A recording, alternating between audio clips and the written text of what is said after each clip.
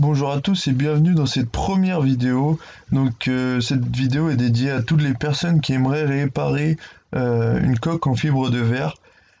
Donc cet été j'ai acheté un dériveur 445 mais il était en mauvais état en fait. Il y avait le tableau arrière qui était abîmé. Donc j'ai voulu entreprendre une réparation du tableau arrière et c'est ce que j'ai fait. Donc la première étape du chantier a été en fait de repérer toutes les zones qui n'étaient pas saines en fait et voir où le bateau était attaqué ou pas. Donc le tableau arrière était complètement foutu, il était complètement humide, le bois n'était plus du tout rigide, donc il n'y avait aucun intérêt en fait de garder ce tableau arrière, il était vraiment pourri.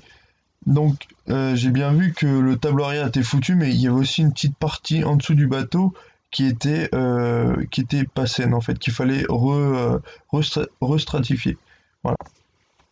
Donc en fait ce tableau arrière il est composé en deux parties. Il y a la partie bois donc qui est totalement à l'extérieur, à l'arrière du bateau, à l'extérieur, et derrière le bois donc il y a la coque en fibre. Dans cette coque, en fait, il y a des défauts de moulage, donc il y a des petits trous qui donnent accès à l'intérieur du bateau. Donc c'est pour ça qu'il faut refaire la partie bois pour garder l'étanchéité du bateau. Donc l'image que vous voyez, en fait, c'est le tableau arrière une fois qu'il a été nettoyé et enlevé du bois, en fait. Donc là, il y a plus aucun morceau de bois, donc il est sain. Et donc là, on peut entamer des réparations.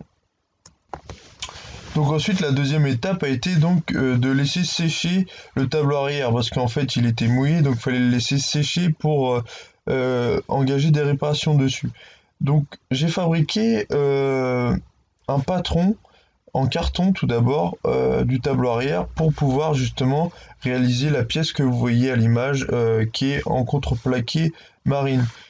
Donc cette pièce, je l'ai ajustée au fur et à mesure avec mon patron et en regardant directement avec la forme du tableau arrière.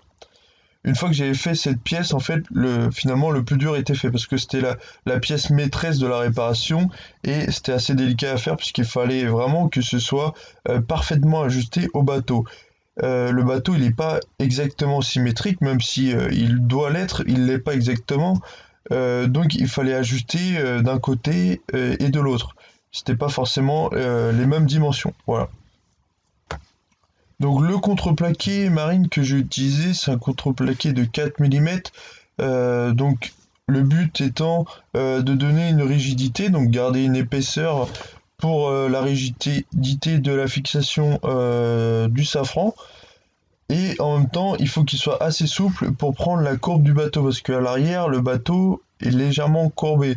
Donc il faut garder cette courbe et en même temps la solidité. Donc une fois la pièce maîtresse fabriquée et bien ajustée, donc j'ai imbibé la partie en bois avec de la résine époxy pour que le tableau garde une étanchéité et une solidité. Une fois que j'ai fait ça, j'ai reponcé le tableau et je l'ai collé à l'arrière avec de la résine époxy. Donc j'ai gardé la courbe du bateau, donc comme vous voyez, avec des serre-joints et un petit tasseau de bois pour le garder plaqué contre le bateau. Une fois que le tableau était à peu près collé à l'arrière du bateau, j'ai vérifié tout autour, donc sur le contour du tableau qu'il n'y avait pas de possibilité d'entrée d'eau en fait. Donc dès qu'il y avait un petit trou, un petit échappatoire pour l'eau, j'y ai injecté de la résine dedans, en veillant bien à ce que j'ai un contour qui soit bien net et rempli de résine. Une fois que les contours étaient vraiment parfaits, j'ai entamé la stratification. Donc la stratification, je l'ai faite avec deux fibres de verre, donc une fibre plus épaisse et une fibre plus fine pour les finitions, donc par-dessus. Donc la première fibre était de 400 grammes par mètre carré et la deuxième fibre était de 100 grammes par mètre carré. Donc j'ai fait deux stratifications aux 400 grammes.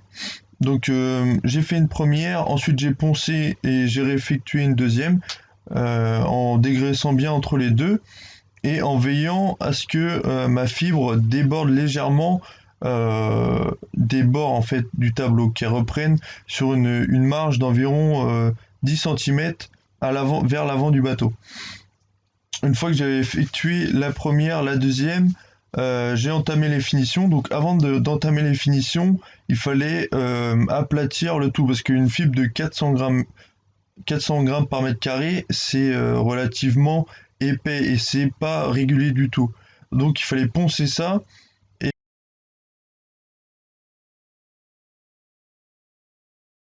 et approcher finalement des finitions. Donc il faut pas que ce soit totalement plat, mais il faut que ce soit assez régulier. Donc avant de faire la dernière couche de fil de verre, j'ai bien vérifié à ce que la surface soit régulière. Et donc s'il y avait des petites irrégularités, s'il y avait par exemple des petits trous, j'ai essayé d'injecter un petit peu de résine à ce niveau-là pour rattraper la surface. Ensuite vient la dernière surface, la dernière couche de fil de verre. Donc là c'est une couche qui était donc, il me semble, à 150 grammes par mètre carré. Donc c'est du tissu de verre en fait, c'est même plus de la fibre, on appelle ça du tissu de verre, c'est très très doux, très très lisse. Et donc là c'est beaucoup plus dur de stratifier parce que c'est du tissu et donc il y a des bulles qui se forment beaucoup plus facilement. Donc quand j'ai stratifié cette couche, j'utilisais un rouleau débuleur hein, donc pour enlever les bulles et pour mettre vraiment la surface à plat. Et donc toujours pareil, j'essayais de déborder encore un petit peu plus que la couche d'avant sur les bords du tableau pour que la réparation soit uniforme et qu'elle soit étanche au maximum. Pour une stratification, une grosse stratification, on va utiliser une pompe à vide avec un film plastique qui va venir en fait tout simplement pomper l'air qui se trouve sous ce film et du coup enlever toutes les petites bulles, toutes les imperfections qui pourraient être présentes. Donc grâce à ça, et ben, en fait on va avoir une stratification beaucoup plus uniforme.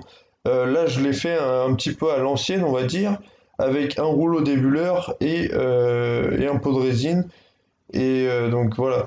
Donc il y a plusieurs façons de faire ce genre de réparation. Voilà. Après il faut être plus ou moins équipé aussi.